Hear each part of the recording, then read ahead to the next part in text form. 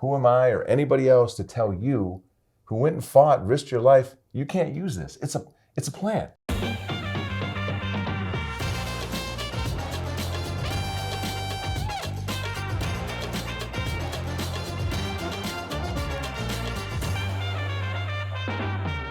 How you doing? Jerry here at the Greenhouse of Walled Lake with friend, customer, patient, Adam. He's a regular here at the greenhouse, and I started talking to him one day and found out that he's actually a veteran from the Army, right? Yeah, absolutely. Thank you for your service, brother. No, I appreciate it. Thanks for the support. Hey, anytime. What years were you in the service? So I joined the Army in 2003. Right. So it was a couple of years removed from 9/11. At that time, it was, hey, look, I wanted to serve the country, do the right thing. So I ended up signing up, and literally 18 days later, I was off the basic training, and I was out the door. So yeah. Where were you stationed at mainly? So after I went to after I went to basic and AIT, which is my job training, I did a couple specialty schools down in Fort Benning, Georgia, and then ultimately got assigned to Fort Bragg, North Carolina, where I was part of the 82nd Airborne Division down there. So were you jumping out of planes or constantly? parachuting? Yeah, Shooting out of planes? man. Yeah, well, I've had about 47 jumps under my belt. Really? Awesome. Skydiving's fun. Yeah. I did it once, Yeah. and I can never do it again because it ripped my groin muscle. Sure. So I can't do it. But I'll tell you one thing. I've done a lot of crazy things in my life, but jumping out of an airplane was probably one of the most exhilarating. And it's not the free fall, it's the jump. Like just when you're going, I'm really gonna do this? It wasn't the jump that scared me, it was the landing. Because you're hitting that ground, and at that time, our chutes, you're falling at around 15 miles per hour. So, you typically, you fall, you get hurt. I mean, it happens all the time. Right. 47 jumps under my belt, really enjoy doing that. And my back, my knees say different now, but it is what it is. So, how many tours did you do when you were in the service? So when I was in the service, I deployed 2 times, Okay. both times to Iraq. Okay, and how long were you there? The first time about 6 months, the second time around 14 months. A lot of people see it on TV, and unless you've experienced it, I'm sure you can't even you can't get people to relate unless you've been in combat, because that has got to be one of the craziest situations anyone could ever be in, because you're shooting, you're getting shot at, you're in a strange environment, all these people around you want to kill you, and you got to be tripping. And it's not a video game. You don't get a second life. Yeah, So stress has got to be out of control. It's extremely out of control. And you talk about, some of the stuff that you do while you're in Iraq, and the stress that it brings onto you, and then the action and stuff that you see. That does happen. There's a lot of downtime too, and sometimes that's just as stressful. Right. Because, you're going so much all the time, and then stuff just stops for a while. Right. If you're not getting shot at, you're not, but you're always at high alert all the time. Right. And then next thing you know, bam, you're engaged again, right? And it's I got hurt my last deployment. I got medically evacuated. We hit an IED. We blew through what they call the kill zone, where you're the most vulnerable at. They threw what they call a Russian parachute grenade, which, from my understanding, it's just a grenade where all the projectiles go one direction. So they throw it, they kind of time the Humvee underneath it, and boom. So get medically evacuated, and it's extremely stressful when that kind of stuff happens. And that's what I don't think people can understand or relate to. When you guys come home, it's got to be a trip to your mind. Like I don't know if that's the form of PTSD. Is that a form of PTSD?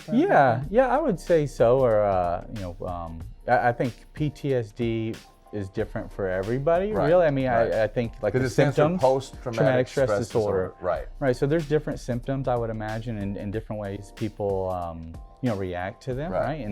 And what I find interesting about PTSD is you don't even know you have it until you have it. So like you come back, and all you know is a stress, anxiety, whatever the heck it is that you're going through over there. You come back, it's like, the best way I explain it to people is, you ever go down the highway and you're going at 130 miles an hour, whatever, however fast you're going, right? 100 miles, 80, 90, right. You're going fast. Right. You take that exit, and now the speed limit is 35 miles an hour. It's extremely difficult and to it feels go. like you're going 5. Yeah, and it's like, why are we going so slow? Right.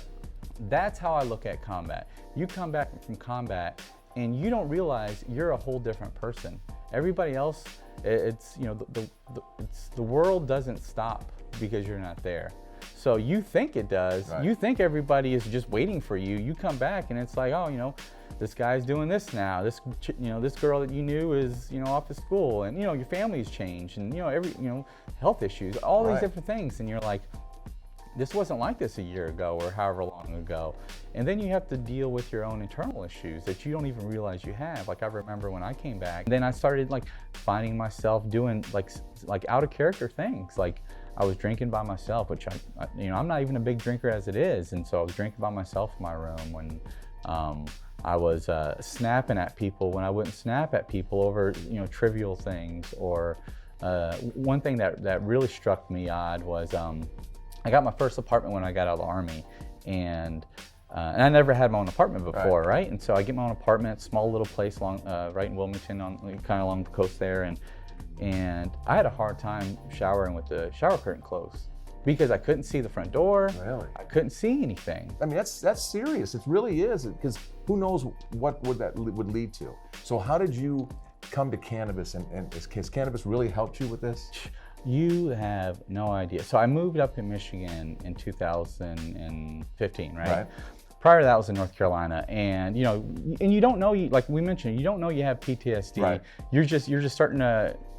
You're just living. What a lot of people will do, they don't. You talk about don't understand it. They'll just medicate you. Right. So, and that's what I was doing. I was on, Zoloft and Ambien for sleep, and stuff for my anxiety, and it was just a whole slew of a cocktail. Yeah. And so. But it's easy. They write it down here. Take this. Go. And I'm not a problem anymore. Right. And somebody's putting a lot of money in their pocket, and then hey, the world's great, which is bullshit. And I felt so much like a zombie. And I'm not saying that there's not good attributes to.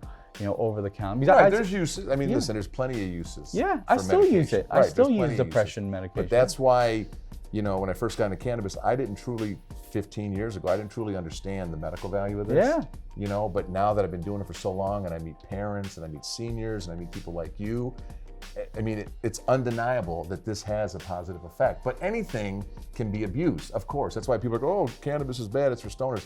Until you know, and you talk to guys like this, you don't know. Well, yeah, and a lot of it was education, right? So in North Carolina, and I think, you hit the nail on the head there, where I think a lot of people have like a negative stigma around cannabis. I think it's like my duty and your duty and everybody else's duty that understands the benefit of marijuana to educate people, to take that stigma away. There's a lot of people in the service that get out that I think could use cannabis to their benefit. There's different severity levels, I would imagine, under under PTSD. So it's helped you with the PTSD. Yeah. It helps you with any pain from your ailments. So so I have 2 slip discs and 2 bulge discs in my back. We talked about jumping. The problem with jumping in the service is they put this parachute on you, and you're sitting down for hours on end with all that weight compressed on your shoulders. And then same thing when you're deployed.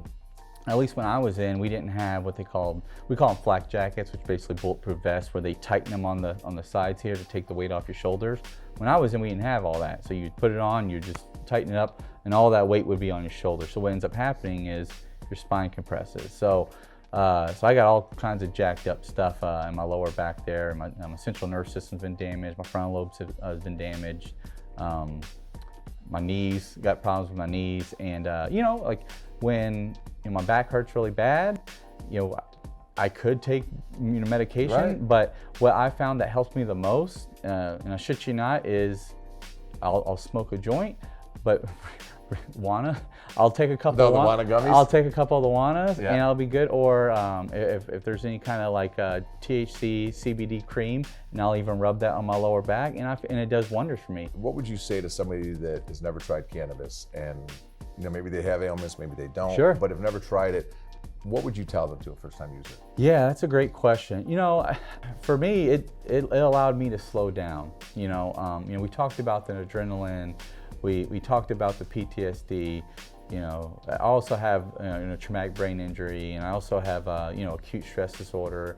All those symptoms that I deal with on a daily basis, freaking out about stupid stuff and overanalyzing stuff, and getting mad about the stupidest crap. Like it's literally changed that for me, and the way my mentality and way I think about the way I just conduct myself day to day.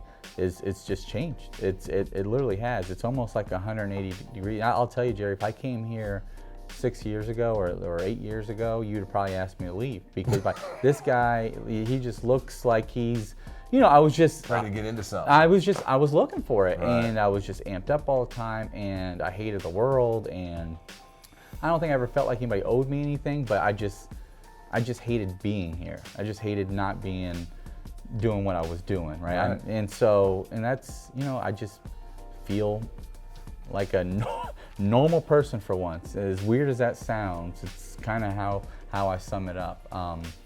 And if it works, man, who can argue with you? It's your body, it's you. If this works for you, who am I or anybody else to tell you who went and fought, risked your life, you can't use this. It's a plan.